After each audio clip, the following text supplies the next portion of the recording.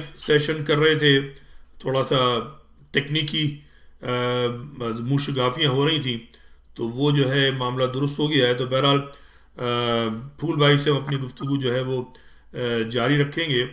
तो जैसे कि मैंने पिछले अभी बात करते पे फूल भाई का तारुफ कराया था कि फूल भाई जो हैं वो लेबर डिवीज़न MQM के साबिक इंचार्ज हैं, जो MQM का जोबन का ज़माना था 87 से लेकर समझ लें कि 92 तक, तो मुझे याद है, या 91 तक फूल भाई जो थे वो इंचार्ज थे। जब इख्तलाफात हो रहे थे तो उस ज़माने में ये इंचार्ज थे, और उसके बाद सूरत हाल ऐसी थी कि पता नहीं चल रहा था कि तंजीम के साथ क्या हो रहा है। तो बहरहाल हमारा ताल्लुक़ मुनक़ता था। मैं बहसीत तालिब इल्म जैसे बता चुका हूँ कि मैं फूल भाई को ऑब्ज़र्व करता था, बहुत अहम जिम्मेदारी थी लेबर डिवीज़न में, ये बहुत करीब थे उस ज़माने की मरकज़ी क़यादत के। बहसीत तालिब इल्म और APMSO, ज़ाहिर है मेरा जो था वो रोल बहुत कम था उस ज़माने में MQM के वाले से, बल्कि कोई रोल नहीं था, APMSO का रोल ज़्यादा था। जबकि फूल भाई जो थे वो उनके शब व रोज़ जो थे वो मरकज़ी क़यादत अल्ताफ़, अज़ीम तारिक और दीगर जो लोग हैं उनके साथ रहती थी। तो एक बार फिर हो सकता है वो वीडियो हमारी ज्वाइन ना हो पाए, तो फूल भाई ये बताइए एक बार फिर कि ये क्विकली छोटा सा मुख्तसर कि लेबर डिवीज़न का क़याम कब आया, कौन कौन लीडर जो आप पहले बता रहे थे शामिल थे, फिर हम बात को आगे बढ़ाते हैं। 8 आप जैसे कि आप जानते हैं 8 अगस्त 1986 के बाद उरूज हासिल हुआ जी और MQM ने बाज़ाब्ता तौर पे Alkaram square black block B में 6ठे फ्लोर पे एक 2 कमरों का अपार्टमेंट लिया जी और उस अपार्टमेंट में मरकजी दफ्तर का इब्तिदा हुआ। जी उस मरकजी दफ्तर में Azim Ahmad Tariq, doctor Imran Farooq, Tariq Mahajir, deputy general secretary हुआ करते थे अहमद सलीम सिद्दीकी, अमीनुल हक, SM तारिक, यानी पूरी मरकजी काबीना उस दफ्तर में बैठती थी। उसी दफ्तर में एक छोटी अजीम भाई की बनाई हुई और डॉक्टर साहब की बनाई हुई सेंट्रल ऑर्गेनाइजिंग कमेटी थी, जिसमें फूल जैदी, शहजाद मिर्जा, सलीम यूसुफ और मोहम्मद असलम थे। तो यूं जो पहला दफ्तर था, उस पहले दफ्तर में खुशनसीबी कहिए, बदनसीबी कहिए, MQM में पहले दिन से पहले मरकजी दफ्तर में काम शुरू करने का एजाज हासिल रहा। और कोई मुझे शर्मिंदगी नहीं है, जब तक मैं पार्टी में रहा मैं अपने जो उर्दू बोलने वाली कौम थी मैंने कभी सौदा ना किया, अपनी जात की हद तक ना मैंने कोई कंप्रोमाइज किया। मैं लास्ट इलेक्शन मार्च 92 PSFCL के एज ए जनरल सेक्रेटरी मैंने मार्च में वो इलेक्शन जीता। ये यानी पहले दिन से मैं मरकजी क़यादत के साथ काम करता रहा। अच्छा फूल भाई ये बताइए कि आप मुस्तकिल साथ रहे फारूक सत्तार का, जब वो मेयर बने तो उनका किरदार थोड़ा सा बताइए, आप बता रहे थे पहले। देखिए मेरे साथ मेरे कुलीग भी थे, मेरे स्ट्रीम मिल के साथी भी थे, जॉब भी हम साथ करते थे। शहजाद मिर्जा के पास 175 मोटरसाइकिल हुआ करती थी। नहीं, मैं फारूक सत्तार का पूछ रहा हूँ। जी फारूक सत्तार के बताओ अच्छा अच्छा नतीम ठीक। भाई। और जब हम बलदियाती इंतखाबात की हम मुहिम चल रही थी जी तो शहजाद मिर्जा और फारूक सत्तार बीच में बैठते थे जी और शहजाद मिर्जा 175 चला रहे होते थे और मैं पीछे होता था। तो डॉक्टर फारूक सत्तार के हमारे साथ कॉर्नर मीटिंग में जाया करते थे।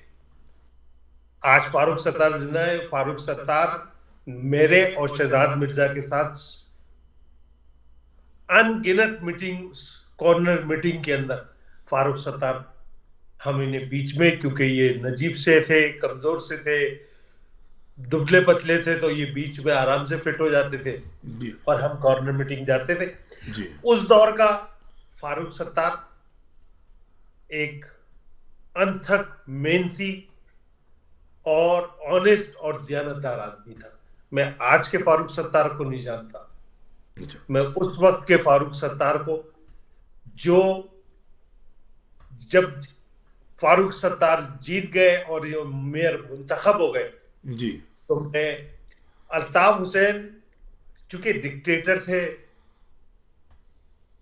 अपना इमेज, अपनी डिक्टेटरशिप को कायम कर रखने के लिए 2-2, 3-3 बजे रात तक जी फारूक सत्तार को अपने दरवाजे पे बिठाते थे और उसके बाद फिर वो उनको शर्फ बाजियाबी बख्शते थे। लेकिन फारूक सत्तार इस तमाम तर सूरत हाल के बावजूद सुबह 10 बजे बल्दिया उज़्मा में अपनी खिदमत अंजाम दे रहे होते। अच्छा तो उस वक्त के जी फारूक सत्तार ने जो कराची के मसाइल को, जो कराची की सूरत हाल थी, उसको काबू में लाने फारूक सत्तार ने बेहतरीन कारकर्दगी का मुजाहरा किया। अच्छा, तो ये रात के 2 बजे तक क्यों बिठाते थे, क्या वजह थी? क्योंकि अल्ताफ हुसैन कुछ ना कोई उनसे मिलने आ रहे होते थे और वो मीटिंगें कर रहे होते थे। लेकिन भाई, आप दूसरों के मसाइल के अगर आप मीटिंगें कर रहे हैं, दूसरी कौमों से आप गुफ्तगू कर रहे हैं, तो आपका अपना रफीक, आपका अपना साथी, जिसे सुबह अपनी जिम्मेदारियां अदा करनी है, जी हाँ आप उसको तो एक मुख्तसर से उससे आप गुफ्तगू करें, उसको फारिग करें ताकि वो जाए, आराम करे और सुबह ताजा दम होकर उठे। तो अपने कारकुन के लिए, अपने जिम्मेदार के लिए आपके पास टाइम मुख्तसर है। जी हाँ आप अपने जिम्मेदार को आप वेटिंग पे बिठाया हुआ है आपने, और जो वो मीटिंगें जो आप कर रहे हैं, जिसका हासिल वसूल भी नहीं, जी। वो आप उसमें टाइम दे रहे हैं।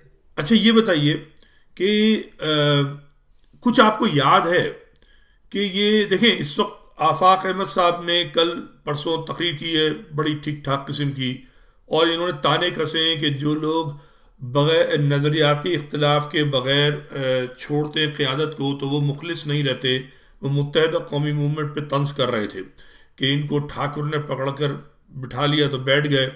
वो अपने लिए शायद ये कह रहे थे कि, और वो कह भी चुके हैं, क्या कह रहे थे कि वो सिर्फ इसलिए उन्होंने छोड़ा कि वो उनको महाजिर शनाख्त ख़त्म करके मुत्तहदा पे इख्तलाफ था। अच्छा, जहाँ तक मुझे याद है ये सफ़ेद झूठ है। आप क्या कहते हैं, चूंकि आप उनके बहुत करीब थे आफाक अहमद के उस ज़माने में, लेबर डिवीज़न के हवाले से भी, और मली लाडी में ज़ाहिर बहुत सारे लेबर डिवीज़न के लोग थे, और आफाक अहमद से आपका तो बहुत ज़्यादा रब्ता होगा। आप क्या कहते हैं कि ये इख्तलाफात, दो बातें बताइएगा। एक तो ये, क्या वाकई आफाक अहमद ने इसलिए छोड़ा था कि मुहाजिर लफ्ज़ ख़त्म हो रहा था, और दूसरा, चाहे ये था या नहीं था, और क्या इख्तलाफात थे? नदीम रिजवी सच बोलने को कोई तैयार नहीं है। अच्छा, आप छठे फ्लोर से फिर हम मेजनाइन पे आ गए, आपको याद है ना? मेजराइन मुझे याद है जी हाँ। हम फिर मरकजी 8-9 कहलाया। जी हाँ, 8 9। तो छठे फ्लोर से जब हम 2 कमरों से जब हमने बड़ा एक दफ्तर बनाया मरकजी 8-9, तो हम वहां आ गए। ठीक है, उस वक्त उस दफ्तर में सब मरकजी क़यादत वहीं बैठती थी। अल्ताफ हुसैन भी आके अक्सर वहां बैठा करते थे। जी हाँ। क्या महाजिर कौमी मूवमेंट मुत्तहदा का फंडा था? गलत, झूठ और सफेद झूठ। एक ये पोर्शन था, लेकिन क्या वजह तनाजा महाजिर कौमी मूवमेंट और मुत्तहदा कौमी मूवमेंट थी? नहीं, वजह तनाजा डॉक्टर साहब की मोनोपोली, करप्शन। डॉक्टर साहब से मुराद डॉक्टर इमरान फारूक? डॉक्टर जी जी, बात कीजिए। और करप्शन थी। 8-9 में यानी अगर आफाक साहब कहते हैं कि मेरा ये तनाजा था, गलत कहते हैं आफाक भाई। आफाक भाई के से मैं जितना करीब मैं था, जी। आफाक भाई के कमरे में कोई कदम रख सकता था सिवाय फूल जैदी? अच्छा। क्या उनकी मर्जी के बगैर उनके कमरे में कोई कदम रख सकता था? एक शख्स को हक हासिल होता था, उसका नाम था फूल जैदी। क्योंकि हमारा दफ्तर हम अलहदा दफ्तर, मुकम्मल तौर पे लेबर डिवीजन का अलग दफ्तर बन चुका था। 89 से हम शिफ्ट हो गए थे अपने दफ्तर में। क्या ये महाजिर कौमी मूवमेंट और मुत्तहिदा कौमी मूवमेंट का शाखसाना था? नहीं, ऐसी बात नहीं। अच्छा, कोई 1% भी कभी डिस्कशन हुआ महाजिर मुत्तहिदा का उस जमाने में? मैं चाह रहा हूँ बिल्कुल क्लियर बात हो, क्योंकि जहां तक मुझे याद है ऐसी कोई बात नहीं थी, लेकिन हो सकता है मेरी याददाश्त कमजोर हो। आपको अगर पता है किसी मीटिंग में कहीं ये तय हो रहा हो कि जी इसका महाजिर का नाम मुत्तहिदा हो जाएगा, और जनाब आफाक भाई ने कहा होगा नहीं ये नहीं होगा, फला फला, ऐसी कोई बात हो तो बताइए, 1% भी अगर हुई हो। कतई कतई मैं आपसे पूछता हूं जी। आपको खल्क करने वाला है, मैंने एक आपको बनाया और मैंने आपको इस बाउंड्री वाल में आपको कहा कि आप इस बाउंड्री वाल में आप बेताज बादशाह हैं, जो दिल चाहे। ठीक है, अगर मैं इस सर्किल से निकलूंगा तो मेरी कोई प्रोटेक्शन नहीं है, मेरी कोई लायबिलिटी, मैं लायबिलिटी बन जाऊंगा, मेरी कोई हैसियत नहीं रहेगी। जो इनके खालिक थे, जो इनके बनाने वाले थे, महरूमियां थी, मजबूरियां थी, बेकसी थी, जुल्म था, जाती थी, आपको पजीराई मिली। बेचने वालों ने जो सौदा बेचा वो बिका, और महाजिर कौमी मूवमेंट एक स्ट्रॉन्ग ताकत बन के आ गई। लेकिन आपको भी पता है, मुझे भी पता है, उसके पीछे कौन अवामिल थे, उसके पीछे कौन सी एजेंसियां थी, उसके पीछे कौन से जर्नल थे। हम भूले तो नहीं है। रात 1 बजे रात को अगर जनरल नसीर कॉल कर दें तो अल्ताफ साहब मुकद्दम बेटा गाड़ी निकाल, नसीर ने बुलाया। ये थोड़ा बताइए, ये तो मैंने कभी नहीं सुनी बात। ये जो अभी आप जो बात ये कर रहे हैं कि ये कौन थे, मुझे बताइए, थोड़ा रोशनी डालिए। General Naseer Akhtar core commander थे। हाँ हाँ, याद है मुझे। गवर्नर सिंह थे। अच्छा। और जियाउल हक के साणु थे, हमजुल थे, रिश्तेदारी भी थी। अच्छा। ठीक। और अल्ताफ हुसैन जनरल नसीर अख्तर को रिपोर्ट करते थे। नसीर अख्तर, सही नाम याद है आपको? मुझे मेरे ज़हन में नहीं है। Lieutenant general Naseer Akhtar. अच्छा। जो मैं ये भूल रहा हूं कि साणु थे या हमजुल थे, लेकिन जियाउल हक से रिश्तेदारी थी। अच्छा। और अल्ताफ हुसैन उन्हें रिपोर्ट करते थे। अच्छा, ये आप बित्तहकीक कह रहे हैं ये बात? ये मैं अपने ये अल्ताफ हुसैन अपने घर से निकले, हम घर के बाहर थे, शहजाद मिर्जा थे, मैं था, मेरा ख्याल है सलीम यूसुफ असलम भी थे। और घर से निकलते हुए एक जुमला उन्होंने कहा कि मुकद्दम मियामी में होते। अच्छा। मुकद्दम बेटा गाड़ी निकाल, नसीर ने बुलाया। अच्छा। और उनके साथ अल्ताफ हुसैन गए नसीर से मिलने। अच्छा। साहब ये कह रहे हैं लेफ्टिनेंट जनरल नसीर, उस जमाने नसीर अख्तर साहब थे कोई, मैं तो याद नहीं है मुझे, अल्ताफ मिलने जाते थे। ये जुमला आज तक किसी से मैंने नहीं सुना, तो इसकी थोड़ी तफसील बताएंगे आप कि क्यों मिलने जाते थे, कब से मिल रहे थे, क्या एजेंडा था? नसीर मुझे पूरा उस वक्त कोई मसला चल रहा था, अब मुझे जहन में याद नहीं है, इतना जमाना गुजर गए। लेकिन नसीर अख्तर चूंकि गवर्नर सिंध भी थे, कोर कमांडर भी थे सिंध के वही। अच्छा। और जियाउल हक के रिश्तेदार भी थे, तो ये सारी कौन सा आपने कहा ना, अभी आपने जैसे जिक्र किया कि पीपल्स पार्टी से अल्ताफ हुसैन ने राय जुदा कर ली, एमक्यूएम ने। जी। और मुत्तहिदा जो APC जो COP नवाज बनी। शरीफ के ग्रुप में, तो क्या अल्ताफ हुसैन फैसले कर रहे थे? तो यानी आपका ये, आपने बड़ी अच्छी मतलब मेरे लिए खबर है कि आप गवाह हैं इस बात के, तो यकीनन और भी MQM के सीनियर कारकुन गवाह होंगे कि अल्ताफ जो हैं वो जर्नैलों से मिलते थे। अच्छा, वो जो कहते हैं कि असलम बेग कोई बैग लेकर आए, और ये बात किसी राज उसने ब्रिगेडियर इम्तियाज ने भी कही कि लेकर गए, लेकिन अल्ताफ ने इनकार कर दिया पैसे लेने से, इस पे आप क्या कहते हैं? ये चूंकि हमारा बहुत कम जाना होता था 90 पे, क्योंकि हम छठे फ्लोर से निकले तो 89 पे फंस गए, तो हमारी सारी 12, 1, 2 बजे जो भी, जब तक वो दफ्तर खोला होता था, हमारी सारा जो बैठना और काम करना होता था वो 8-9 पे था। 8-9 तक। तो उस वक्त 90 पे कुछ की आमद पे हम मौजूद थे, और कुछ की आमद का हमें पता भी नहीं चलता था, बाद में पता चलता था कि फला साहब आए थे, फला साहब। अच्छा, ये हमने सुना कि असलम बेग आए थे। अच्छा, तो और मना कर दिया कि उनको बैग वापस कर दिया। ये इसके बारे में बताए यही गया, मना कर दिया गया। अच्छा। लेकिन उसके बाद हमने लंदन में भी देखा जी। कि रहमान मलिक के ब्रीफकेस भी देखे हमने, हाँ। जो हर मसले को दबाने के लिए कबूल किए जाते रहे।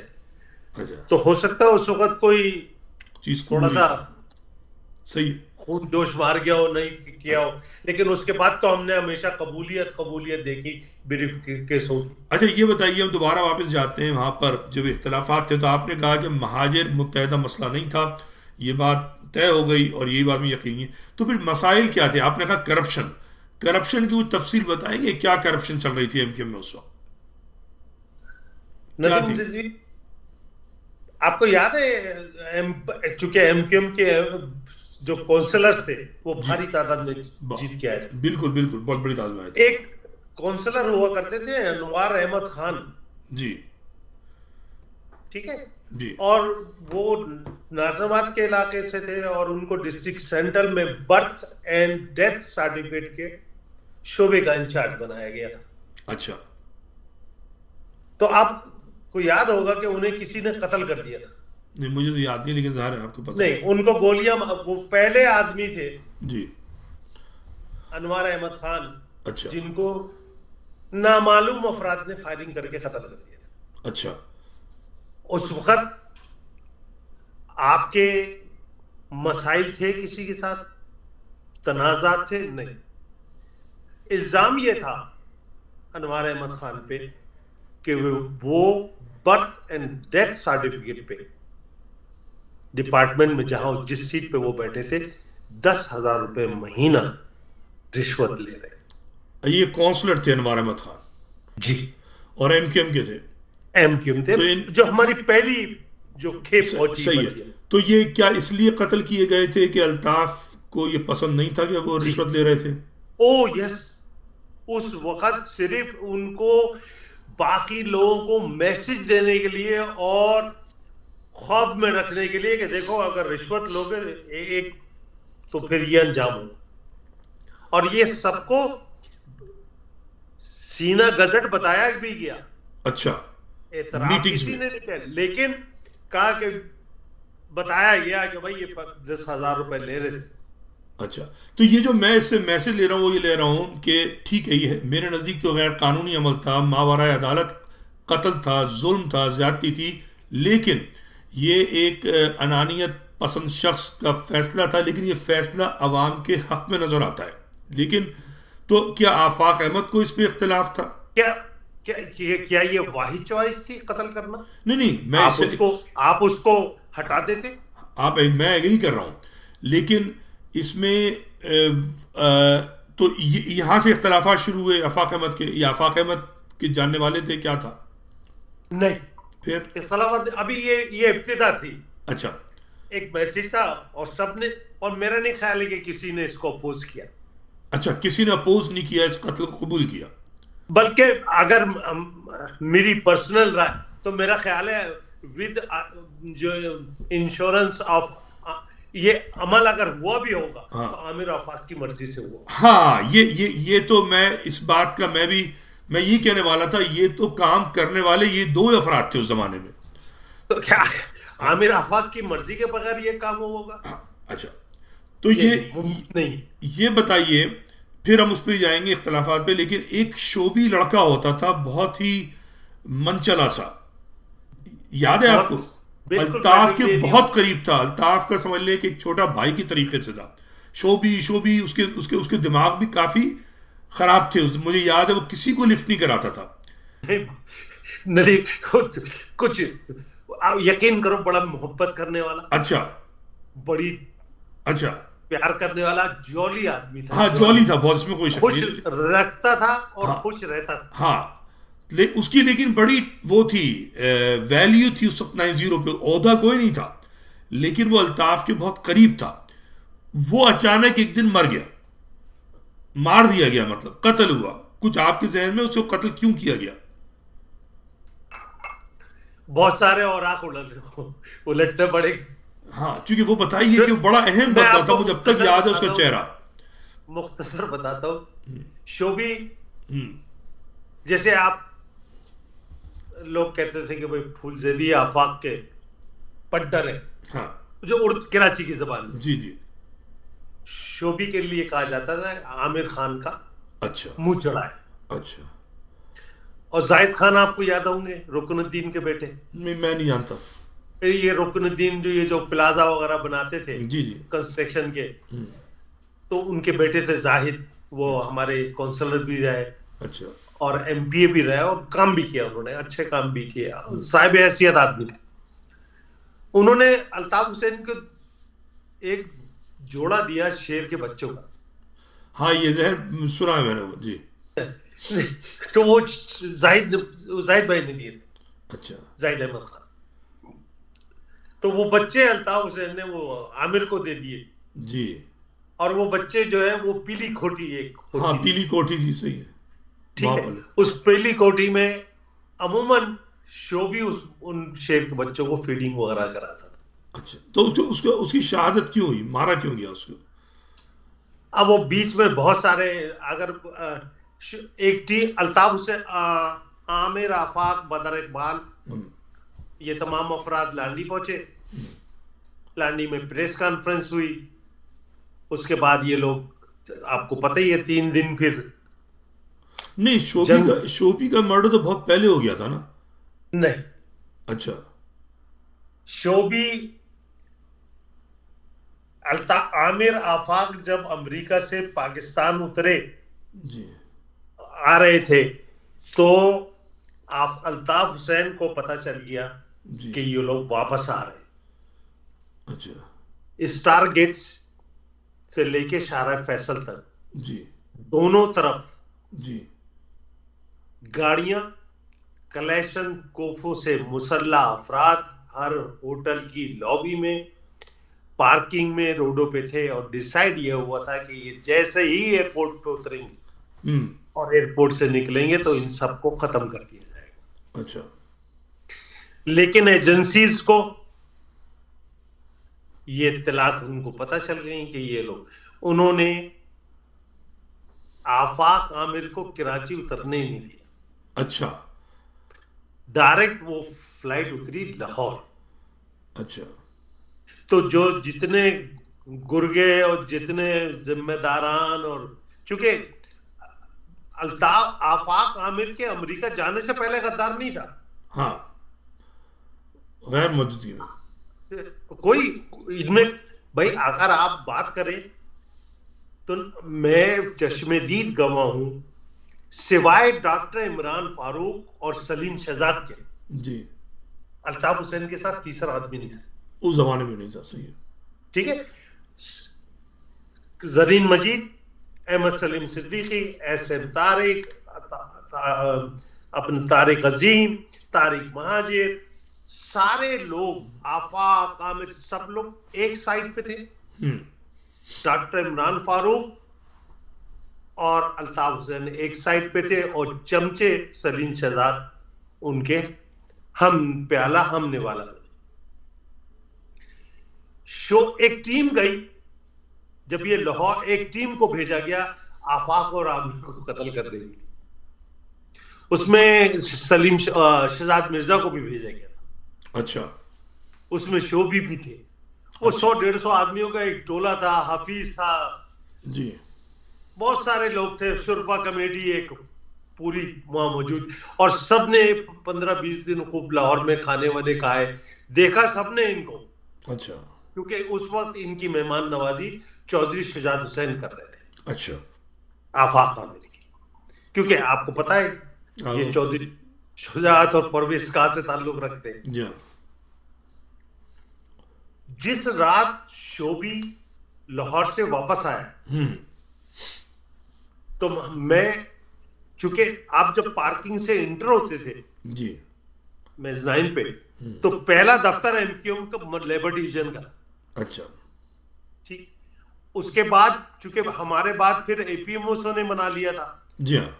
तो 8-9 बिटवीन लेबर डिवीजन और 8-9 एपीएमओ बीच में उन्हें जगह मिली, तो उन्होंने अपना दफ्तर बीच में बनाया। सही। तो इन जैसे ही आप रेम से इंटर होते थे, तो पहला दफ्तर लेबर डिवीजन का, फिर एपीएमएसओ का, और फिर 8-9 एमक्यूएम का मरकजी दफ्तर। जी मैं पार्किंग में था, लॉट में हम बाहर खड़े थे, जी। मेरे साथ असलम थे, गयास था, हम 3-4 खड़े थे। शोभी पार्किंग में दाखिल हुआ, सलाम दुआ हुई, मिल के आया, मिला बिला, कहना सामान डालने आया हूँ, सामान छोड़ने आया। बोला कब आए? बोला अभी आया हूँ लाहौर से। अच्छा जो लाहौर से आने के बाद डॉक्टर साहब को किसी ने ये फीड किया जी। कि शुएब जो है वो आमिर से मिल के आया अच्छा लाहौर में। अच्छा। तो शोभी का कत्ल सिर्फ इस शक की बुनियाद पे हुआ कि शोभी आमिर से मिल के आया। अच्छा और ये बात वो फैला, यदि लोग इसको मान लेते कि हाँ भाई इसलिए, लेकिन किसी के जहन में, और फिर ये हुआ कि उसको कत्ल कर दिया गया। जी हाँ। अब आप उसको कहानी डालने के लिए कह दिया गया कि भाई आफाक आमिर ने मार दिया शोभी। अच्छा जब शोभी की मैयत घर पहुंची, जी जी। तो चूंकि शोभी वाहिद अपनी माँ बाप का एक और लौता बेटा, अच्छा ये मुझे नहीं पता। जी, तो जब शोभी की मैयत पहुंची, तो माँ वो सदमा बर्दाश्त नहीं कर पाई, वो माँ भी हो गई, वो उनका भी इंतकाल हो गया। इंतकाल। तो दो माँ बेटे का जनाजा एक साथ निकला है नदीम रिजवी, अफसोस। और पूरी क़यादत बशमूल अजीम अहमद तारिक के, जी। हर आदमी शोभी के जनाजे में था, और शोभी शहीद के नारे लग रहे थे। शोभी शहीद, शहीद की जो मौत है वो कौम की हयात है, वो शहीद शहीद शहीद शहीद, और पूरी क़यादत उसके जनाजे में शरीक थी। दोनों माँ बेटों की तदफीन हुई। दस्तगीर के लड़कों ने एक पोर्ट्रेट बनाया शोएब की तस्वीर का, और वो दस्तगीर में आवेजा कर दिया है शोएब शहीद। डॉक्टर इमरान फारूक ने 90 पे, ये तमाम फेडरल ब्यूरो दस्तगीर के लड़के इस बात के गवाह, अच्छा सारे लड़के एक एक यूनिट का एक एक तमाम जिम्मेदारान गवाह हैं। उस मीटिंग में डॉक्टर साहब ने मीटिंग बुलाई, और कल जो शहीद था, डॉक्टर साहब की पहली वर्डिंग, डॉक्टर इमरान फारूक की पहली वर्डिंग ये थी, इस हरामी का पोर्ट्रेट किसने लगवाया। अच्छा। ये वर्डिंग थी डॉक्टर इमरान फारूक की। जाफर भाई जिंदा है, बहुत सारे साथी दस्तगीर के जिंदा है, तो ये उनके लिए बम बन के फटी उनके सरों पे कि कल का शहीद डॉक्टर इमरान फारूक पूछ रहा है इस हरामी की तस्वीर किसने लगाई। उस एक जुमले के ने दस्तगीर के लड़कों को पे साबित कर दिया कि कातिल कौन है, और वो तमाम लड़के उस डॉक्टर साहब की मीटिंग से उठे, और वो सब लाहौर शिफ्ट हो गए। अच्छा ये बिल्कुल नया वाकया। ये मैं आपको हकीकत बता रहा हूँ, नहीं नहीं, मैं आप पे पूरा एतबार करता हूँ। यानी पूरी उस माँ का एक बेटा, जिसे एक बेटा मर जाए, 2 जनाजे साथ उठे और पूरी कयादत, पूरी पार्टी रोती भी चली, शहीद की जो मौत है कौम की है यार। और जब पोस्ट जो उसका पोर्ट्रेट लग गया तो वो शहीद जो है वो हरामी में तब्दील हो गया, और ये हरामी में तब्दील करने वाले का नाम डॉक्टर इमरान फारूक था। ये दोस्तों बहुत अहम नुक्ता अभी इस वक्त फूल भाई ने बयान किया है। इस वक्त तक मैं तो खैर उम्मीद नहीं कर रहा था, मैं तो थोड़ी और चीज़ें कुरेदना चाह रहा था इनसे, क्योंकि ये उन राजों के समझ लें दफीना हैं, इनके सीने में दफन है वो राज कि जो बहुत से लोगों को नहीं पता, चूँकि ये बहुत एक्टिव थे। लेबर डिवीज़न के बगैर एमक्यूएम चल नहीं सकती थी उस ज़माने में, और बिल्कुल जो जोबन था, जो बिल्कुल पूरा शोक जो ज़माना था, उसमें ये जैसा अंदाज़ा हो रहा है, एक तो जनरल नसीर वाली बात और दूसरी ये शोबी की बात। मेरे ख्याल में लोग सोचें जाकर, इमरान फारूक को जब मैं लिखता हूँ कि एक बदबख्त आदमी, खबीस आदमी, तो लोग मुझे कहते हैं जी आप कैसे कर रहे हैं। तो अभी आप सुन लीजिए फूल भाई ने जो फरमाया। फूल भाई हम दोबारा मेरे नजदीक जी बोरी बंद लाशें, जी मशशुदा लाशों जी का मौजिद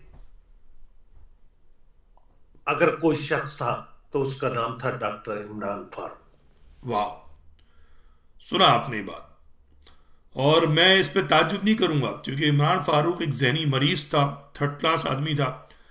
खैर, ये बताइए, दोबारा हम वहाँ जाते हैं जहाँ से हमारी गुफ्तगू हो रही थी, कि ये तो आपने साफ कह दिया और मुझे तो 100% पहले से यकीन है कि आफाक अहमद जो है वो इसलिए अलहदा नहीं हुए थे कि मुहाजिर को ख़त्म किया जा रहा था। जो आजकल वो लफाजी कर रहे हैं वो 100% गलत है, मगर उनके जेन्युइन मसाइल थे। आपने अभी एक इनकी कौंसलर की बात की, अनवार अहमद खान की, तो वो करप्शन हो रहा था, ये शुरू हुई। मजीद बताइए क्या हुआ और क्या तफसील इसकी, अगर आप बता सकते हैं इख्तिलाफ की।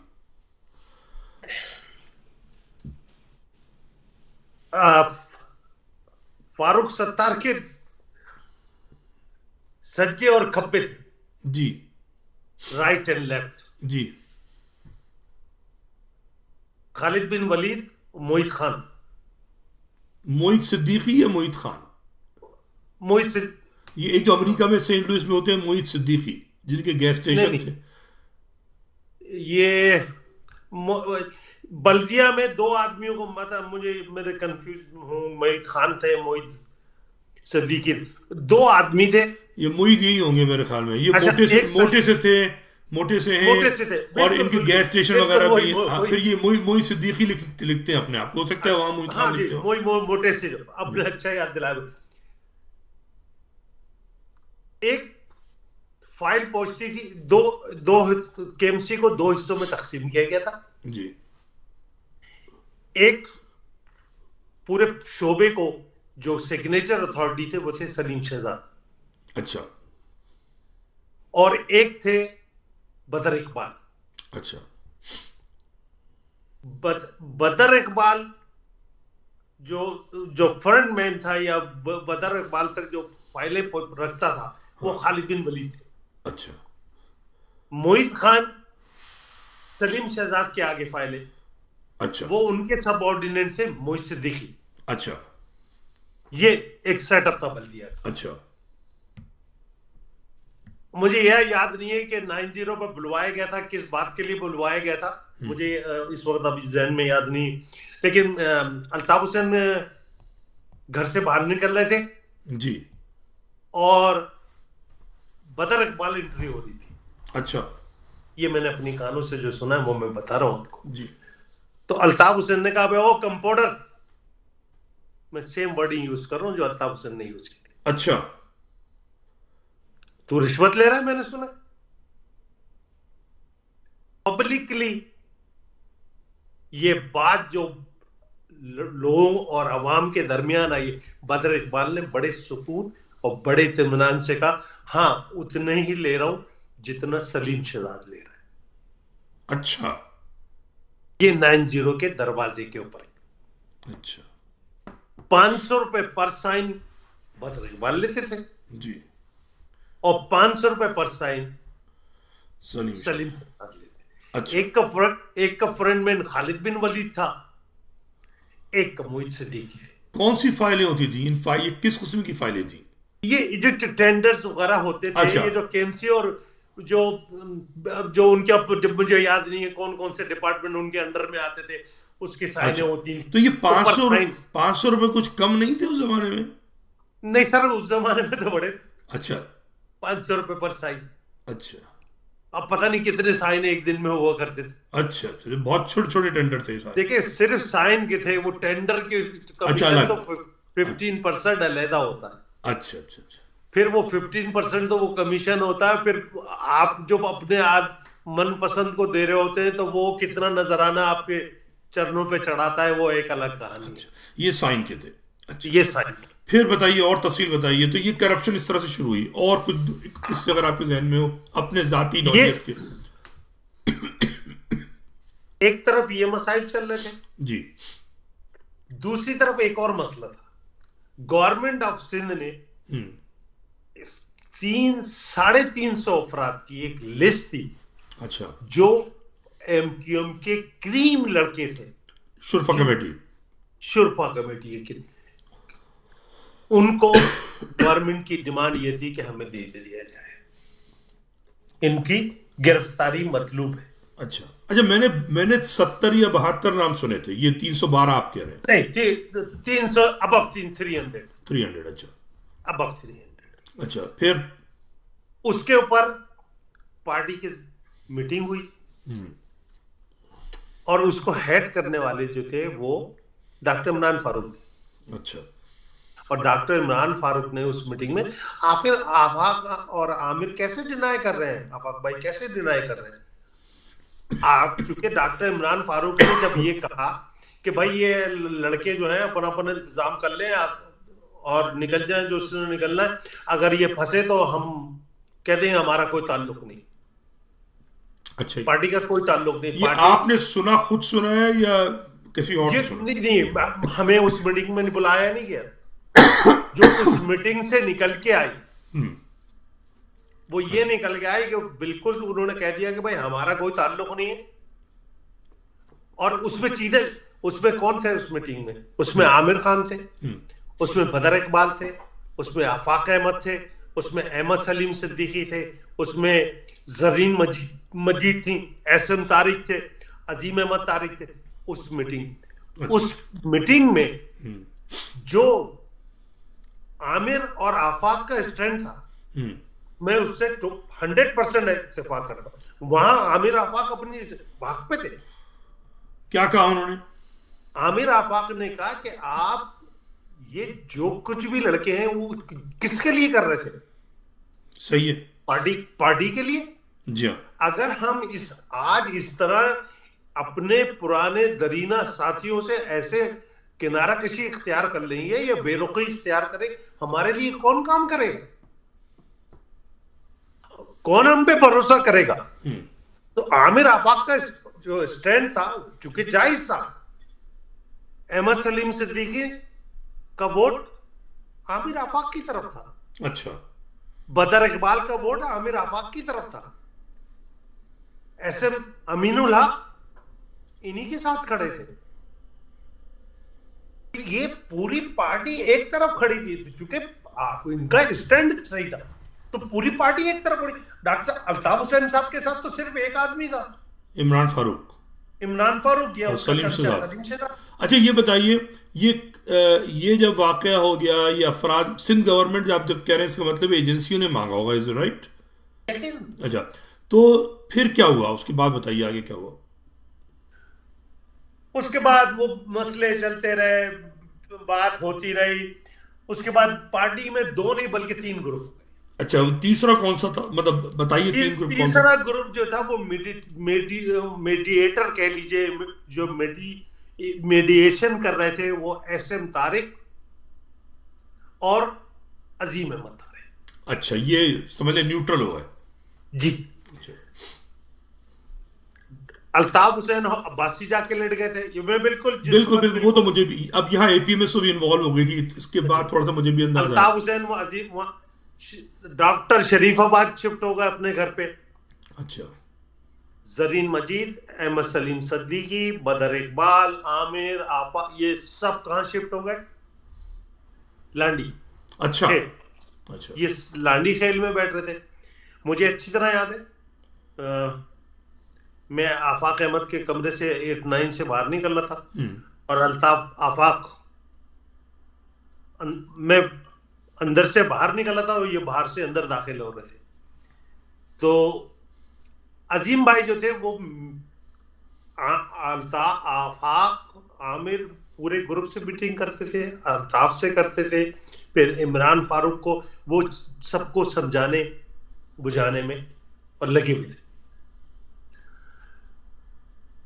आफाक, जब मैं बाहर निकल रहा था तो आफाक से सलाम दुआ जब हुई आफाक भाई से, तो आफाक भाई ने मैं उनका, उन्होंने मुझे प्रोटेक्ट किया है। अच्छा उन्होंने मुझसे कहा कि दूर रहा कर, तुझे पता नहीं क्या चल रहा है, अच्छा मुझसे दूर रहो।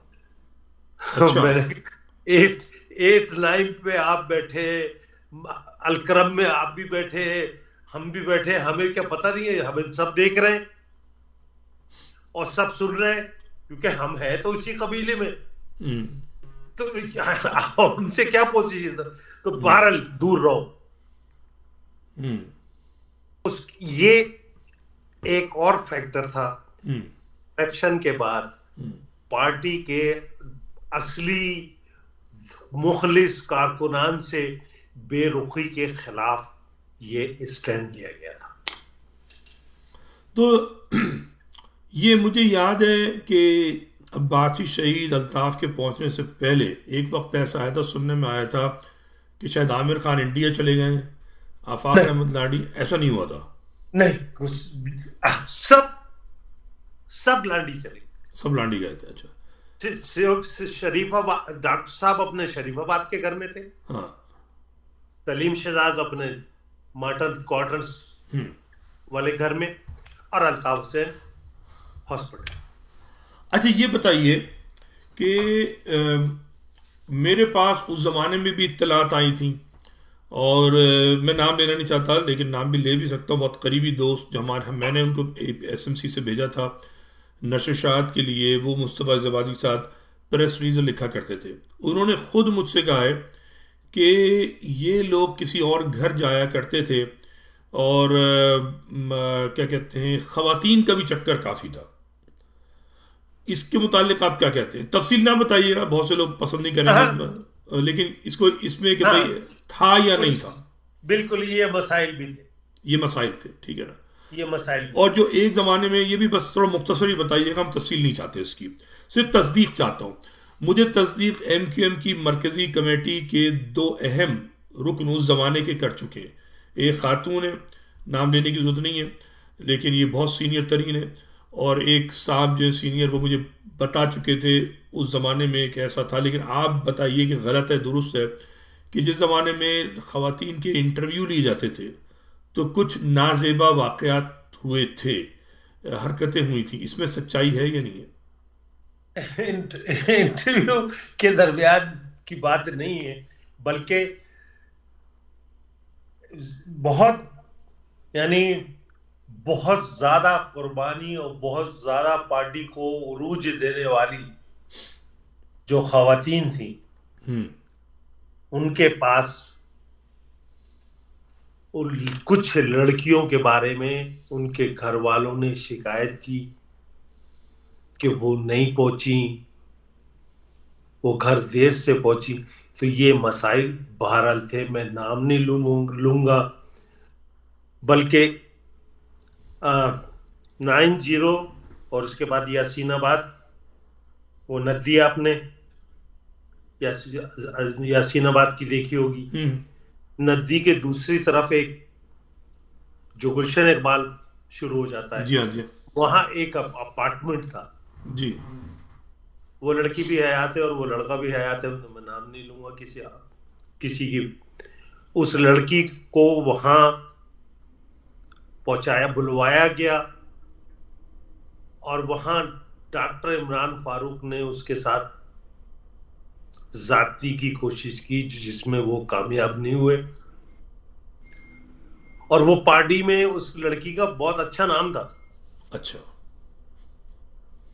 और फिर उसको किस तरह छुड़ा, वो पूरी तफसील मुझे मालूम है, वो किसने किसको बताया और फिर किस तरह उस लड़की वहां जा को। तो ये पार्टी में मसाइल बहरहाल चल रहे थे।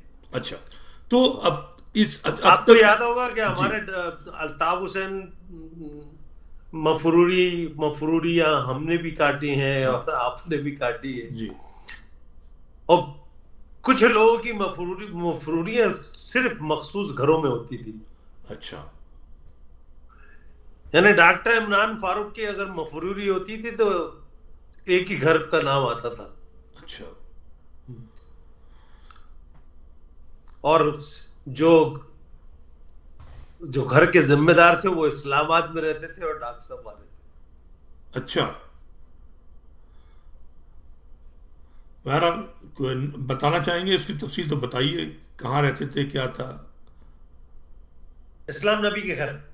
अच्छा डॉक्टर इमरान फारूक का पसंदीदा घर जो था जी। मफरूरी में, वो रहना पसंद करते थे, वो इस्लाम नबी के घर। अच्छा, इस्लाम नबी मालदार आदमी थे, मुझे याद है। वजीर पैदावार आपके रहे हाँ, हैं, नहीं वैसे भी माजी वफाकी में भी। वजीर। हाँ इनके भाई को डीआईजी भी बनाया गया, अच्छा आफ्ताब नबी को।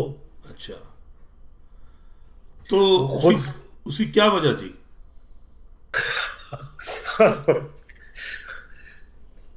बताइए, तो कौम को तो पता चलना चाहिए। क्योंकि लोग कहते हैं कि आप आफ्ताब नबी को सिर्फ वजीर पैदावार इसलिए नहीं बनाया गया कि वो कोई काबिल आदमी थे, वो डिफेंस से ताल्लुक रखते थे। जी हाँ। लेकिन उनकी बेगम के साथ डॉक्टर साहब की अच्छी अंडरस्टैंडिंग थी। अच्छा, चलो यहीं तक रखते हैं। तो जो चीज़ें अब तक सामने आई हैं कि आफाक अहमद, आमिर खान, इन लोगों को इख्तलाफ था, करप्शन हो रही थी छोटे बड़े लेवल पर, लड़कियों के वाले वाक़यात थे, और फिर वो जो 300 लड़कों की लिस्ट आई। तो ये बताइए कि असल असल जो इख्तलाफ था वो वो 300 लड़कों का था। सवाल ये पैदा होता है कि मुझे जो याद है, अब चूंकि एपी में सो एंटर हो गई थी, मेरे जहन में बहुत सारे वाक़यात हैं, लेकिन मैं उनकी बात अभी नहीं करूँगा, क्योंकि मैं आपसे सुनना चाहता हूँ। आपका तजुर्बा ज़्यादा है और बहुत वो सारी चीज़ें जिसका दुनिया को इल्म होना चाहिए। तो अब ये सूरत हाल हो गई थी, अल्ताफ़ अब्बासी शहीद में एडमिट थे। एक तकबीर ने भी लिखी थी, बड़ी मशहूर हुई थी। दो बातें थी, इन्हें बताइए सदाकत है या नहीं। एक तो ये कि जी अल्ताफ़ को गोली लगी थी कोई। अच्छा, मैं अब्बासी शहीद जाता रहा हूँ, मुझे नहीं याद ऐसी कोई चीज़। मैंने झूठ था ना, मैंने तो उसको चलते फिरते देखा है अपने कमरे में, कोई पैर वैर जरूर तो बात थे कि गोली गोली कोई नहीं लगी थी, तो ये झूठ है ना। हाँ बिल्कुल बिल्कुल, मैं भी झूठ रहा। अच्छा, एक और था, अब ये नहीं पता, इसका मुझे नहीं पता जाता है। ये कहा गया था एक बार अल्ताफ़ नाराज़ हुए और उन्होंने कुछ आफाक से कलामी हुई, शायद 9090, शायद इसी वजह से वो गए अब्बासी शहीद, कि उन्होंने कहा कि जी इसका कुछ करो। तो आफाक ने कहा कि जो आपके साथ पीछे लड़के हैं ये तो मेरे ही हैं। कुछ ऐसी ऐसी कोई बात हुई थी कोई? नहीं, तो ये इसी दर हकीकत अल्ताफ से इन आफाक आमिर का आफाक भाई आमिर खान का कोई मसला ही नहीं था, अल्ताफ हुसैन से तो मसला ही नहीं था। अच्छा, मसला के जिम्मेदार मसले का जो रोए रवा थे वो तो डॉक्टर इमरान फारूक थे। अच्छा, इमरान फारूक से मसला था। अब इमरान फारूक जो ब्लैकमेल करते थे कि अल्ताफ हुसैन को कि अगर आज आपने इनकी बात मान ली तो कल आप भूल जाइए कि आपकी कोई अच्छा से रहेगी, फिर ये काबिज हो जाएंगे। अच्छा, तो इमरान फारूक की ये चीज थी, लेकिन झगड़ा ये चीजों पे था। फिर उनका क्या हुआ, फिर क्या हुआ? एक तो ये आप मुझे बताइए, जब तक आफाक आमिर पाकिस्तान में कराची में मौजूद रहे, किसी ने पार्टी के किसी ओहदेदार ने उनको गद्दार और नहीं, मुझे तो अच्छी तरह से याद है ना, मुझे अच्छी तरह से याद है। मुझे वो सुबह याद है, सुबह नहीं एक्चुअली, हाँ अलग सुबह याद है मुझे। इमरान फारूक भी थे बादशाह अस्पताल में, अल्ताफ़ के कमरे में मैं भी था। उसे पूरी एपी में, अब एपी में सो एंटर हो चुकी थी, MQM जो थी वो नाकाबिल एतबार हो चुकी थी उस जमाने में, सिर्फ AP में सोती अल्ताफ के करीब। तो फिर ये यूनुस खान आया था ये कह के कि जी वो ये लोग तो चले गए। बाद में पता चला अपने ज़ाती ज़राए से ये तो अंडरस्टैंडिंग से गए थे, छुप कर गए नहीं थे। नहीं कोई छुप, अच्छा पैसे किसने फराम किए थे? 6 लाख रुपए असीम अहमद तारिक और SM तारिक ने नहीं दिए थे? हाँ, अच्छा उन्होंने दिए थे। हाँ, अच्छा पासपोर्ट कहाँ से आए थे? मैं चूंकि मैं उनका नाम नहीं ले सकता, पासपोर्ट जो अमेरिका से जिन शख्स ने लाके दिए थे 8-9 पे, हाँ मैं तो उस शख्स का नाम भी जानता हूँ। अच्छा, बता सकते हैं? और आफाक अजीम भाई ने, SM तारिक ने ये इन सबको समझाया कि देखो आपस में कुछ तो खून खराबा नहीं होनी चाहिए। तो अभी चूंकि सब अपनी गने ताने में एक दूसरे पे, तुम लोग ऐसा करो कि ये अपने लड़कों को लेके तुम लोग कुछ दिन के लिए चले जाओ, हाँ। ये मामलात को ठंडे होने दो, उसके बाद फिर बैठ के कर लेंगे। और उस वक्त तक पार्टी की मरकजी जो 2 रुकनी या 6 रुकनी कमेटी थी, जो MQM तो फिर 3 आदमियों पर मुश्तमिल रह थी ना, हाँ। अल्ताफ, इमरान और सलीम शहजाद। इतनी हिम्मत नहीं थी इनके अंदर कि जब तक वो ये लोग यहाँ मौजूद थे जी। भाई सेम फ्लैग, भाई मैं तो ये भी जानता हूँ कौन नागी के नाम से गया था पाकिस्तान से अमेरिका, कौन नाजी के नाम से, कौन जॉर्ज के नाम से। अजय असली नामों से नहीं गए थे? बहुत कुछ लोगों को असली नामों से वीजे मिले, कुछ लोग PC पे आए थे पाकिस्तान से। अच्छा। और वो तमाम लड़के जब फ्लाइट अमेरिका की पकड़ चुके, आधी टीम न्यूयॉर्क उतरी और आधे लड़के लॉस एंजलिस उतरे। अच्छा। 2 जगह डिस्ट्रीब्यूट हुए। और जब इनको ये पता हो गया कि ये अमेरिका लैंड कर चुके, फिर MQM के प्रोपेगेंडा सेल ने इनको गद्दार, ISI का नुमाइंदा, हाँ जी, हाँ जी, ये सारी कहानियां उसके बाद शुरू हुई, उससे पहले तो ये सब। अच्छा, आप क्या समझते हैं कि आफाक आमिर का ISI से अमेरिका जाने से पहले तक राब्ता था? नहीं था। नहीं, नहीं था। नहीं। अच्छा, उस वक्त तक मैं आपको हक बात कहनी चाहिए ईमानदारी से, आपको आमिर आफाक उस वक्त तक पार्टी से गद्दार नहीं थे। आमिर आफाक पार्टी के वफादार थे, कौम के वफादार थे। अच्छा, ये बताइए, ये तो साफ पता है हमें भी, मुझे भी पता है कि उस रात जब यूनुस खान ने आके बताया, झूठ बोला, मुझे मालूम है। यूनुस खान जो था आफाक का ही आदमी था, अल्ताफ ट्रस्ट नहीं करता था, उसको जाने के बाद मजाक भी उड़ाया। हमारी मीटिंग हुई, फिर ये तय पाया कि अब रैलियां निकलेंगी कफन पोश के जो कौम का जो कायद का गद्दार है वो मौत का हकदार है। ये APMSO ने रैलियां निकाली थी।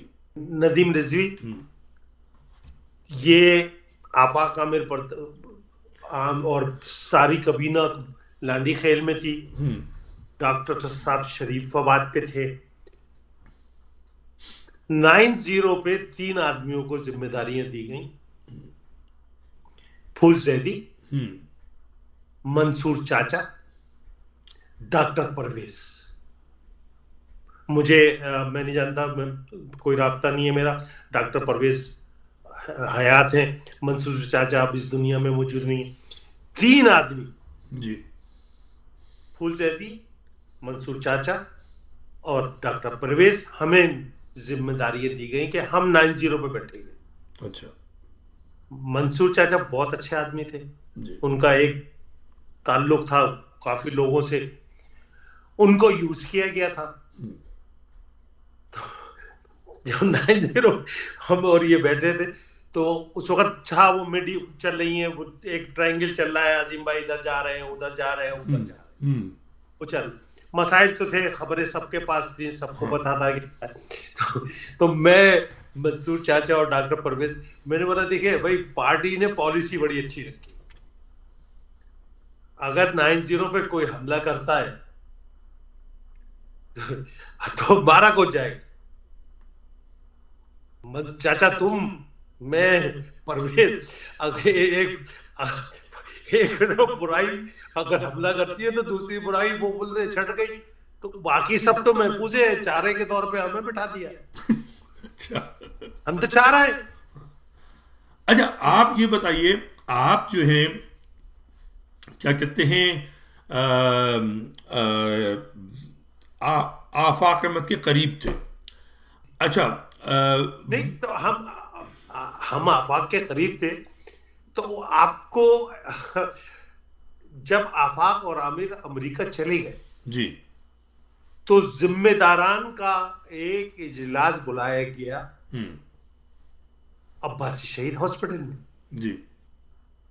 उस जिम्मेदारान के इजलास में तो हमें तो गद्दार देखा गया। फूलजैदी जो कौम का गद्दार है वो मौत का गद्दार है, फूलजैदी को फांसी दो। अच्छा, ये तो हमारे कायद ने अपनी मुद्दई तो हमारे खिलाफ तो नारे लगवाएंगे। हम तो पहले आदमी है। आफाक आमिर के जाने के बाद सबसे पहले जो अगर किसी के खिलाफ अल्ताफ साहब ने तकरीर करते करते रुख बदला का एक ये है, मैं इन्हें बेटा कहता हूं, इन्होंने मेरी बात नहीं मानी, अपने बाप की बात मानी। अच्छा, मैं खड़ा हो गया। मैंने कहा भाई मैंने आपकी कब बात नहीं मानी? आपने जो लंदन से मुझे जिस काम के लिए कहा वो चोरी और करप्शन का केस था। जिस आदमी की आप सिफारिश कर रहे थे वो इन्वेस्टिगेशन तहकीकात सबके बाद वो चोरों का हेड था, उसको हमने निकाल दिया। आपको मैंने बताया अगर आप ये काम करवाएंगे तो बाकी साथ दूसरे चोरों को भी सपोर्ट करना पड़ेगा। जब आपने कहा कि अच्छा चोरी का था, हाँ अच्छा, नहीं बेटा मैं नहीं बोल रहा, फिर तेरी मर्जी। आज आप कह रहे हैं कि मैंने आपकी बात नहीं मानी। मैंने तो आपकी बात मानी, आपको हकीकत बताई भाई ये चोर लोग हैं। तो आपने तो हमारे तो फांसी के नारे। और मैं नदीम रिजवी एहसानमंद हूं मरहूम शहजाद मिर्जा का, जिन्होंने मुझे प्रोटेक्शन, परवरदिगार की जात सबीला, यकीनन अल्लाह बचाने वाला, लेकिन अगर कोई उसकी सबील थी या उसका सबीला वो वसीला था वो शहजाद मिर्जा था। क्योंकि शहजाद मिर्जा जब डॉक्टर साहब भी मंजर आम पे नहीं थे तो शहजाद मिर्जा वो वाहिद शख्सियत होता था जिसको अल्ताफ हुसैन लंदन से डायरेक्ट फोन किया करते थे। अच्छा, और मैं अगर जिंदा पाकिस्तान से निकल पाया तो उसमें शहजाद मिर्जा का एक परवरदिगार उनके दर्जात बुलंद करे। आपने पाकिस्तान कब छोड़ा था? मैंने 92 में मैं इलेक्शन जीता, मार्च में PSFCL का। क्योंकि उसके बाद बीच में तो पार्टी ने फिर पार्टी की एक पॉलिसी थी कि वो सेंट्रल ऑर्गेनाइजिंग कमेटी का कोई आदमी जो है इलेक्शन नहीं लड़ेगा। और अचानक डॉक्टर साहब ने एक ऐलान कर दिया कि पाकिस्तान स्टील मिल पे यूनियन रजिस्टर हो रही है और फूलजैदी जो है वो 90 में जो यूनाइटेड वर्कर्स यूनियन बनी है उसके जनरल सेक्रेटरी होंगे और वो इलेक्शन लड़ेंगे। तो आप 92 तक MKM का हिस्सा थे? जी। तो आप मैं 92 मार्च में मैंने पाकिस्तान स्टील फैब्रिकेटिंग कंपनी का मैं 90 से जनरल सेक्रेटरी चल रहा था 92 तक। जी। और जो 92 का दोबारा इलेक्शन था उसमें भी मैं ही जीत के आया 94। तो आपने पाकिस्तान किस तारीख को छोड़ा था? 94। सो आप बेसिकली 8 जून 1994 को बीच में मैं पाकिस्तान से 1-2 दफा गायब हुआ हूं। अच्छा, अपनी सिक्योरिटी की वजह से। और लेकिन 8 जून 1994 के बाद मैंने पाकिस्तान में फिर कभी नहीं। अच्छा, क्योंकि मैं जिन एजेंसियों के लिए अल्ताफ साहब काम करते थे या जिन एजेंसियों के लिए आफाक और आबिर बाद में काम करते रहे, मजबूरन करते रहे, खुशी से नहीं करते रहे, ये मैं मानता हूं। अच्छा। मैंने 94 में उस ISI के मीटिंग के बाद जो उनके लारे लप्पे और किस्से कहानियां, कुत्ता बनने से मैंने ये बेहतर ये समझा। कौन सी मीटिंग? ताजमहल होटल के सामने एक जो आप जाते हैं जिना कार्डियोवैस्कुलर, मुझे मालूम है, मैं जा चुका हूं वहां पे। हाँ, तो उसी में मुझे वो पूरी झाड़ियां लगी हुई है, काला सा दरवाजा था उस जमाने में। और फिर हाँ वो वही जाए वहाँ एक उसी टेरर में शाह होते थे। जी, उसी में 1.5 घंटा 2 घंटे हमने गुजारे अच्छा। उनके पूरी। हाँ, और लेकिन कर्नल इलियास शमीम हाँ। एक हुआ करते थे, एमडी पाकिस्तान स्ट्रीट, अच्छा। और जियाउल हक के दौर में वो आईएसआई के चीफ भी हुआ करते थे। अच्छा। तो जब उस मीटिंग का मैंने उन्हें बताया तो उन्होंने कहा था, पठान अगर समझ में ना आए ना तो वक्त कहना सोच के बताऊंगा, पठानों की तरह यस और नो नहीं करके आना, टाइम मांग लेना। हाँ। और मैंने वही किया, मैं अच्छा। टाइम मांगा।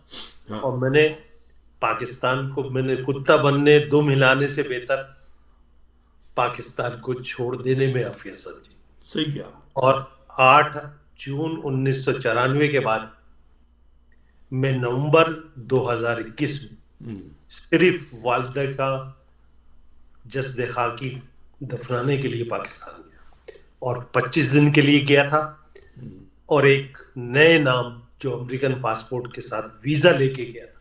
अच्छा। क्योंकि मैं जानता हूं कि हमारे मुल्क के यजीद अपने मुजरिम बागियों को छोड़ते नहीं। सही। तो दोबारा उसी तरफ जाते हुए, तो ये जो इनकी गद्दारियों की वजह हमें समझ में आ गई, उसे महाजन नाम का तो कोई ताल्लुक नहीं था, लेकिन ये साफ नज़र आ रहा है, और मैं भी यही समझता हूँ कि आमिर और आफाक जो थे वो हक बजानिब थे। और इमरान, आपने जो बात की, यही मेरा तजुर्बा तज्जिया है जो मैं देखता था, आपकी तरह करीब तो नहीं था, कि असल मुजरिम जो था वो इमरान फारूक था और सलीम शहजाद। मैं तो सलीम शहजाद की ज़बान याद, उसके वलीमा हो रहा था, बहुत अय्याशियाँ हो रही थी, खूब स्टाइल में रहता था। अल्ताफ़ ने इनकी बातों में आकर, मेरे ख्याल में जो आपने ये बात की है, बेसिकली गलत तरीन फैसले किए, जिसका बाद में सभी को नुकसान हुआ है। और आमिर और आफाक जो हैं, उनके उन लड़कों का क्या हुआ? वो 300 जो थे, 300 तो नहीं गए थे मुल्क छोड़कर, क्या हुआ उन 300 लड़कों का? नदीम 300 से ज्यादा गए थे। अच्छा, 300 से ज़्यादा का वीजे लग गए थे। 300 से ज्यादा। अजीम भाई और जो असम तारिक और अजीम भाई ने 6 लाख रुपए तो अजीम भाई ने दिए थे इन लड़कों को पाकिस्तान से निकालने के लिए। अच्छा। असम तारिक ने दिए थे उनके पैसे, बाकी पैसे आमिर और आफाक ने खुद किए। अच्छा, तो ये 300 लड़के जो इनके साथ गए, इसका मतलब है ये 300 लड़के वापस भी आए होंगे जब ये वापस आए? कुछ तो आए बहुत होंगे। सारे लोग, कुछ लोगों को आफाक आमिर ने खुद मना कर दिए जाने से, अच्छा। अच्छा, ले जाने से। इस उसके बाद अच्छा ये बताइए, क्या ख्याल है आपका, ये जो 300 की लिस्ट दी थी, क्या ये लिस्ट इसीलिए दी गई थी कि इनमें आपस में निफाक हो जाए, लड़ाई हो जाए? मेरा ख्याल है यस, है ना? क्योंकि वरना यस। क्या जरूरत थी फिर, उन्हीं लोगों ने इनको जाने भी दिया। अगर वो 300 लोग इतने अहम थे तो नहीं जाने देते, लेकिन उनको जाने देने का मतलब है कि एजेंसियां जो थी उन 300 की लिस्ट के बुनियाद पर इनको दो ग्रोह में बांटना चाहती थी, जो बांट दिया, और वो लोग ज़ाहिर मुखलिस रहे। उसके बाद जो बेपना जुल्म हुआ है 91 में, उसकी तो कोई बात ही नहीं करता, लश्करी कशी वगैरह जो हुई है। तो बट देखें, हाँ। इस ग्रुप को पाकिस्तान जब से मुंतकिल हो गए, उसके बाद गरदार करार दिया गया, उसके बाद कफन बरदार वो सरफरोश निकाले गए, हाँ। उसके बाद घरों को आग लगाई गई। घरों को किसने जलाया? भाई आपको डॉक्टर साहब के कान में कह दिया गया फला आदमी, हाँ, वो मुख्तलिफ आदमी है, हाँ। उसको मार दिया गया। फला जो है वो आफाक के साथ बहुत ज्यादा देखा जाता है, तो डॉक्टर साहब ने टारगेट कर लिया कि भाई ये टारगेट। तो ये उनको मुरीद इल्जाम नहीं ठहराया जा सकता। आमिर खान ने जो कुछ एमक्यूएम के साथ किया, मैं समझता हूं उसने इंतकाम लिया। आपको नदीम, आमिर ने आजम के बेटे को अपना बेटा बना के पाला था, और आपने उसका 22 साल का जवान लियाकताबाद में किसने? आफाक ने मारा, अल्ताफ ने मारा। 1996 में जब मेरे भाई का मर्डर हुआ, मैंने वो फाइल, उसकी डेड बॉडी की वीडियो मैंने इस्लामाबाद तक भेजी है। आपके भाई का? जी, मेरे मुझसे सबसे छोटा। आपके भाई का मर्डर क्यों हुआ? 26। क्यों हुआ? 26 साल का था। क्यों हुआ मर्डर, क्या वजह? 1996 में। मुझे सिर्फ इतना पता है कि मेरी वालदा चूंकि सबको जानती थी, ये मेरे घर आते थे, शोएब बुखारी मेरे भाई के, और उसको हादसाती मौत बना के पेश किया गया। अच्छा। लेकिन जब वो डेड बॉडी की वीडियो, वो तो कहे हाथ एक्सीडेंट था, मैंने यहीं से, मुझे तो ये समझ लें 15-20 दिन में, तदफीन होने के भी 15-20 दिन बाद मुझे पता चला कि मेरा भाई दफनाया जा चुका है, क्योंकि मेरे घर वालों ने तो हवा ही नहीं लगने दी, पता ही नहीं चलने दी।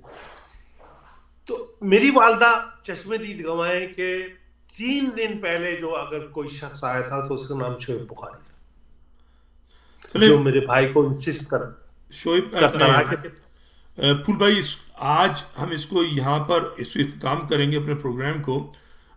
इस पर मज़ीद इंशाल्लाह आपसे मैं वक्त निकाल कर, एक और लाजमी ज़रूरत है उसकी, इस दुआ के साथ कि परवरदिगार आपके भाई को जन्नतुल फिरदौस में मकाम अता करे, और जिन शहदा का हमने जिक्र किया, शहजाद मिर्ज़ा हुए, शोबी हुए, और हज़ारों महाजिर कारकुनान जो क़यादत की नाआक़िबत अंदेशी, क़यादत की नाक़िस होने, क़यादत की मफाद परस्ती और खबासत, जो भी नाम देना चाहें, जिसके बायस ये अजीम महाजिर नौजवान जो हैं उनकी ज़िंदगियाँ गईं।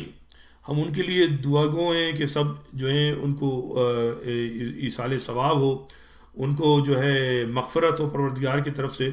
एक बार फिर हम फूल भाई के साथ अब आएंगे अगले सूरत हाल। अब तक हमने ये बात तय कर ली कि क्या वजूहात थी, इख्तलाफात हुए, और उसके बाद ये लोग चले गए। वापस आने के बाद जो फूल भाई का तजुर्बा है, जो जो जानते हैं, चूँकि 94 तक यहाँ थे, बहुत तवील अरसा है 92 से 94 का, उस पर हम इंशाल्लाह बात करेंगे। और तब तक के लिए खुदा हाफिज़।